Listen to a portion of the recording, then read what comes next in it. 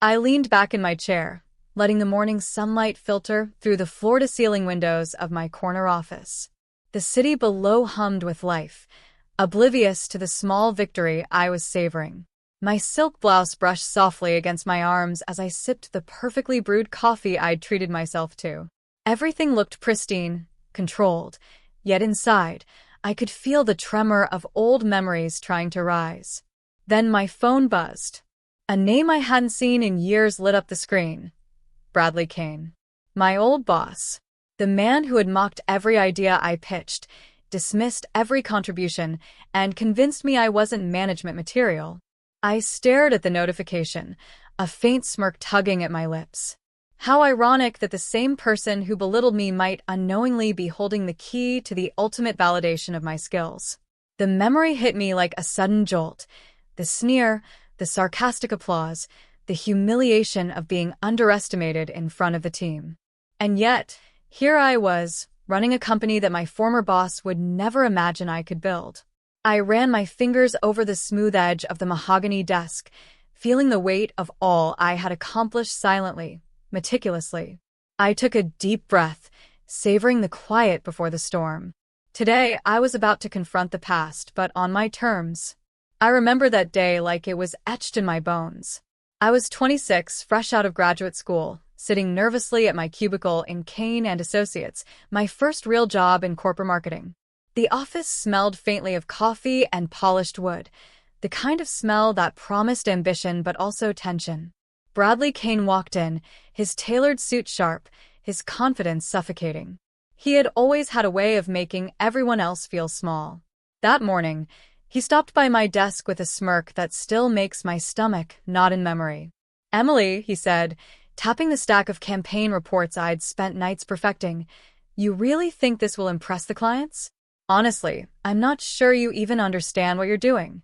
I felt my hands clench around my pen, knuckles whitening. The blood rushed to my face. My throat felt tight, as if someone had stuffed it with cotton. I wanted to defend myself, to yell, to cry, but the words got stuck. Instead, I nodded stiffly, forcing a polite smile, pretending the humiliation didn't sting like fire crawling under my skin. After he left, I sank into my chair, shaking slightly. That day, I found myself staring at the little silver locket my grandmother had given me before I moved to the city. Inside was a tiny engraving, "Strength grows in the quiet." Her voice echoed in my mind, soft but unwavering. "Emily, don't let anyone define your worth. You'll carve your own path." Something shifted that afternoon. I realized that relying on anyone else's approval was futile. If I wanted to rise, I had to do it on my terms. No more shrinking, no more apologies for being ambitious, no more letting someone else dictate my value. By the time the office lights dimmed that evening, I had drafted a plan, a roadmap to independence. I would learn everything, work tirelessly, and prove that my skills were not just valid, but essential. One day, I would not only survive the corporate world, I would master it. I left Kane and Associates with my head held high, a folder of plans under my arm and a fire burning in my chest. My apartment was small, the rent high, and my savings barely enough for a month, but for the first time, the world felt like it could bend to my ambition. I signed up for night courses in business strategy and digital marketing, my laptop balanced on my knees in the living room while the city skyline flickered outside my window. It wasn't easy. Some nights, I cried into my pillow after another rejection email. I remember sitting on the worn leather couch, staring at my phone, wondering if I had made a colossal mistake leaving a secure job. The doubts whispered constantly, "Maybe you're not cut out for this. Maybe you'll fail." But then I'd open my grandmother's locket and touch the tiny engraving, "Strength grows in the quiet." I repeated it like a mantra, a shield against despair. My first mentor appeared unexpectedly, a woman named Carla Henderson, a seasoned entrepreneur who noticed my persistence during a local networking event. Carla saw potential in me that no one else had. She handed me a simple notebook and said, "Track every move, every client, every lesson. Success isn't accidental, it's deliberate." Her words fueled late nights filled with research, cold calls, and countless drafts of proposals. The first breakthrough came quietly. A small boutique hotel agreed to let me handle their marketing campaign. I spent weeks perfecting every detail, the colors, the messaging, the digital presence. When the first bookings doubled, the owner hugged me, whispering, "You're amazing." That hug felt like the first proof that I could do more than survive. I could excel. I kept my progress hidden from everyone who doubted me, including Bradley. I posted harmless, modest updates on LinkedIn, masking the reality of the empire I was quietly building. Every successful deal, every big client I signed, was a secret victory. By the time I had a portfolio that could rival any agency, I was financially independent, my brand reputable, and my confidence unshakable. The long nights, the endless coffee cups, the tiny apartment that smelled of ambition and stress, all of it forged me into someone who no longer needed approval. I wasn't just a marketer. I was a strategist, a negotiator, and soon the go-to supplier for businesses that Bradley had underestimated. I smiled, remembering the first time a client mentioned me without realizing I was the one orchestrating every campaign. A thrill ran through me, quiet but potent. It wasn't revenge I felt. It was vindication, wrapped in the satisfaction of proving that skill, determination, and patience always have their reward. It started with a simple email. "Can we meet? I'd like to discuss a potential collaboration. Bradley Kane." My fingers hovered over the keyboard for a moment, a small, private smile playing on my lips. I had waited years for this moment. Not to gloat, but to show, silently and unshakably, that I had arrived. The conference room was immaculate, bathed in soft, natural light. My office had grown since my early days, filled with sleek furniture, framed marketing awards, and strategically placed plants that softened the corporate sharpness. I had chosen every detail, the modern artwork on the walls, the polished oak table, even the subtle scent of jasmine in the air. Everything spoke of careful achievement and understated power. Bradley arrived, his confident stride betraying a hint of curiosity. He clearly hadn't expected the scale of my success. He stopped mid-step, taking in the office. The first thing he noticed was the stack of contracts neatly organized on the table, my name embossed at the top of each one. Then the awards, the photos of successful campaigns, and finally me. I greeted him with a calm smile, a subtle glint of triumph in my eyes. "Bradley," I said, gesturing to a seat across from mine. "It's been a long time." He settled into the chair, frowning slightly. "Emily, I didn't know you were running your own operations." "I am," I replied, letting the words hang in the air. "In fact, you're already one of my top clients." His jaw tightened. "What?" I leaned back, letting the pause stretch, letting him feel the weight of the moment. Then I slid a contract across the table. His eyes scanned it, and I watched the disbelief register in slow motion, the recognition that I was no longer the timid, inexperienced employee he had once dismissed. "Your company, Kane Enterprises, needs my products," I explained smoothly. "You'll find that I handle everything efficiently, on time, and with the quality that your team has struggled to maintain." Bradley's face flushed, a mixture of shock, embarrassment, and begrudging respect. He swallowed hard, his usual sarcasm gone, replaced by the realization that he had underestimated me in every possible way. I watched him closely, my voice calm, yet deliberate. "I've spent years building this. Every deal, every client, every successful campaign, it's all the result of the skills you once mocked.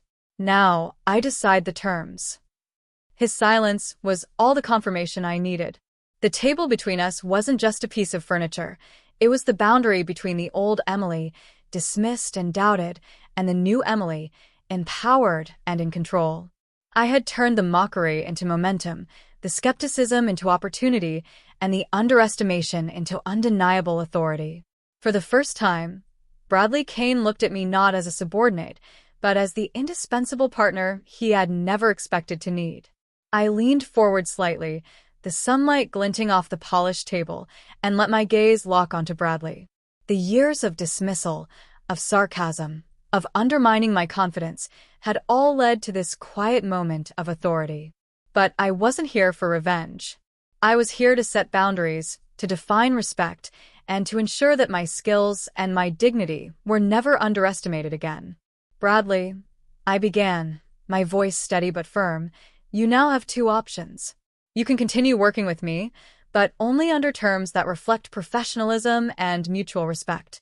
Or you walk away and miss out on what you need most: results. He swallowed, fidgeting slightly. Terms, he asked, trying to mask his unease. Yes, I said, tapping a finger on the neatly stacked contracts. First, respect my time and expertise. No last-minute changes, no dismissive remarks, no questioning my decisions without valid reasons. Second, transparency in communication.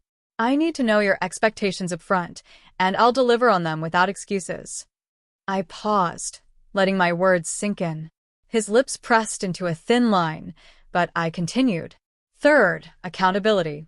If a project fails, we analyze it together, without blame games. Fourth, a commitment to professional growth for your team. I will mentor and train, but only if your employees are willing to learn and evolve. Toxic habits, dismissive attitudes, and arrogance will no longer be tolerated. I saw the tension in his shoulders ease slightly, relief mixed with disbelief. I was offering him a path forward, but it came with responsibility. My power wasn't just in contracts or clients. It was in the standards I set, the respect I demanded, and the authority I had earned. Finally, I leaned back, smiling faintly. I'm not here to punish anyone. I'm here to create partnerships that thrive. If you and your team are ready to work honestly, with integrity and effort, we'll succeed together. But understand this. I won't compromise my principles, my vision, or my time for anyone who refuses to grow. Bradley nodded slowly, the weight of his previous mockery now replaced by cautious respect. For the first time, I saw him as a man willing to adapt, to evolve, rather than as a boss who thought he could define my worth. I realized in that moment that true power isn't just about proving people wrong. It's about choosing who deserves your energy, setting the rules, and holding them accountable, all while maintaining grace and self-respect. And for the first time in my career, I felt fully, unshakably in control. Weeks passed, and the change was subtle but undeniable. Bradley and his team adapted to the standards I had set. Meetings became more focused, deadlines respected, and the once dismissive colleagues now approached me with genuine questions, eager to learn rather than undermine. It wasn't instant admiration, it was earned respect, and that made it far more satisfying. I watched from my office one afternoon, sunlight spilling over the sleek conference table, as a team brainstormed without fear, without mockery. Their energy was different, curious, engaged, and productive. And somewhere in the back of my mind, I felt the familiar pulse of satisfaction that comes from shaping something with your own hands, from turning challenges into achievements. I reached for the silver locket my grandmother had given me, tracing the tiny engraving. Strength grows in the quiet. It had accompanied me through rejection, doubt, long nights, and now, triumph. Every deal I signed, every client I guided, every standard I set, it was all a testament to that quiet strength. Reflecting on the journey, I realized that my success had never been about proving Bradley wrong. It had been about proving to myself that my skills, my vision, and my determination were enough. I had transformed not just my career, but my sense of self-worth, and in doing so, had created a ripple effect of growth and respect around me. As I closed my laptop and stood by the window, watching the city below, I smiled. The streets buzzed with life, full of ambition, struggle, and promise. I had walked a path of resilience, and now I moved forward with grace, power, and clarity. And in that quiet, perfect moment, I spoke aloud, just to myself. I am more than they ever believed, and that's only the beginning.